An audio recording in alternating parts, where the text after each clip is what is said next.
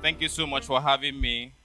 I won't really waste much of your time, but we won't go straight into the point. I think I'll be talking about how to start from scratch. Tell somebody how to start from the scratch.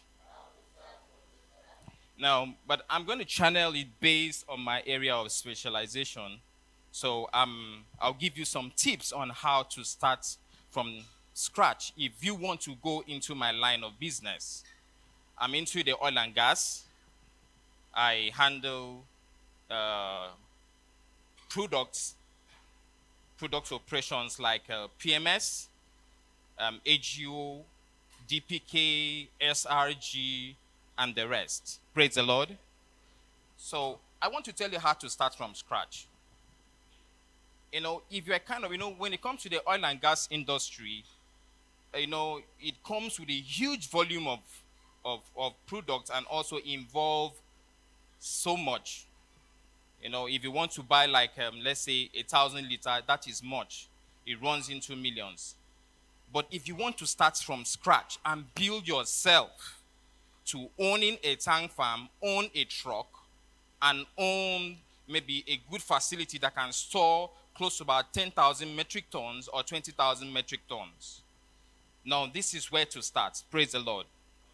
And if you want to start now, there's some people who are into the oil and gas industry, like I said before some days ago, they don't have any money at all for them to start buying maybe a liter and sell and make some profit.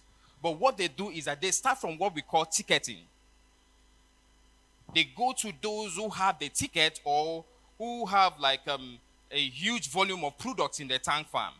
And they are just buying the product and they want to start selling immediately, because if you don't start selling immediately, the price might crash and affect your product and you run at loss. Praise the Lord. So what they do is that those kind of set of people, I said it before, we call them baranda. No, it's just like a general name. You call them baranda. And those kind of people, they don't have any money at all. But they just want to go into the business. They want to make the money. So what are they going to do? They will just jump into it and say, okay, I have huge customers who are on ground, who are ready to buy your product. Okay, you have the product, you have the ticket. Okay, how much are you going to give me? He will say, okay, I'll give you 20 kobo. So if you can sell 3 tickets in a day, how much is that? Okay, for example, let's say you have maybe HGO is like 145 naira per liter. And the person decides to give you maybe like 3 trucks, maybe like 45,000, 3 trucks. And the 3 trucks, he says, I'm going to give you only 20 kobo inside. And that 20 kobo, if you add, okay, 145 naira per liter times 45, how much would that be? How much would that be? It runs into about millions. So if the person says, okay, in that 45,000, he's going to give you 20 kobo inside. Okay, let's say approximately, let's say you have about, let's say 16,000 naira as your profit. Okay, as the profit of the 20 kobo, for example. Then you decide to sell about like five tickets in a day. How much are you going to make? 16 times 5. 16 times 5, how much is that? That is 80. So in a day, you have made how much? You have made what? 80,000. Do you have any product? You don't have any product. Do you have any tank farm that can store in your product? Have you made money? Beautiful. So those are the kind of people that we call them baramba. They don't have any product at all. But they know people who really want to buy your product. And what they do is that they jump in, they are like the middleman. So they will get your ticket and they have the customers and they will sell and you give them their 20 kobo. And that's all. So if you start from there, I'm telling you, give yourself in the next 2 years, you buy a truck. Praise the Lord. You buy a truck. So you can start from anywhere in the oil and gas industry. You can start from anywhere. When I started, I saw these opportunities and I jumped into it. It got to a point that, I decided to also monitor products for people. There's some customers that comes in, because most of them, they're always so afraid of some depots because some depots might be funny. They might be so funny because if a product, okay, for example, now we have a tank that contains about 10,000 metric tons, and inside that tank, the product is commingled. What do I mean by commingled? We have different customers who owns products inside that same tank. So if, for example, a tank that contains about 10,000 metric tons, and inside that same tank, we have about like 5 customers who owns those products. Now, if you are wise enough, if you import any product and your product is commingled with other customers, be very fast to sell your own. The last person hits the rock. Praise the Lord. The last person hits the rock. Because, one, the depot is going to take 0.03% of his operational loss. And it will be from your own product. So if you decide to, like, okay, if you want to keep your product, say, okay, let me just keep it so that the price would increase. I'm telling you, you will just hit the rock along the way. You will get it straight. Because by the time the depot now takes 0.03% of his operational loss, and listen now, everybody have like 2 million liters inside. The first person will truck. Is it complete? Is it complete? Yeah, complete. The second person will truck his 2 million. Complete. Now the third person trucks out his 2 million. Complete. The fourth person trucks out his 2 million. Complete. Now the last person with his 2 million be complete. No. So those were one of the things I saw, and I jumped into it, and I started learning, going to research, and now try to like upgrade myself. So one day I was in the office, and somebody came and said, "How, Mr. Usoro, somebody is looking for you." I said, "Who is that?" You know, I said, "There's a customer," and the customer came from, I don't know who knows NY Shafa. NY Shafa is one of these old gurus, but if you see the man, you just push the man aside. He comes in a bike, you will know. But he imports millions of barrels. Praise the Lord. So he now called me. I went to meet the guy, and I said, "Okay, please, my products are coming in, about 5,000 metric tons. And I'm scared because before maybe the product comes in, this is the price I bought. If the product comes in, I might be in demurrage." I said, "Okay, no problem. Let the product come in." When the product came in, I went to the tank farm operations. I said, "Please, I have a product that I'm monitoring. Please, I need that product to be depleted to the 0.0 level within 3 days." He said, "How are you going to do that?" I said, "It's possible." I met the person. I said, "Please, how many customers do you have on ground?" He said, I don't really have anybody." I said, "Okay, please, let's meet some people." I met some of my friends around.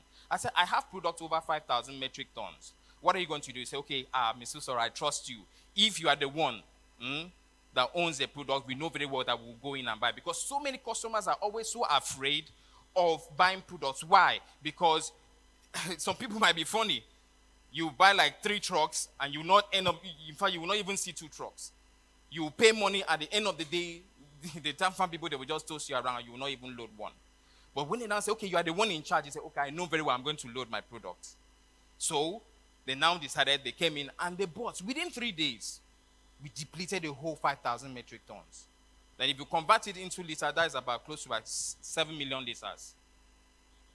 So that is it. Starting from where? Starting from scratch. So that is how I started building up my capacity, building up my strength in the oil and gas.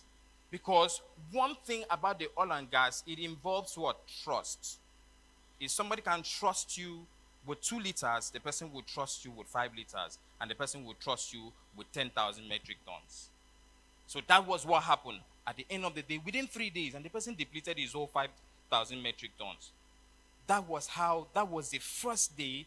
I decided to charge. I told him, "Okay, inside the 5,000 metric tons, this is what I will charge you." And he paid.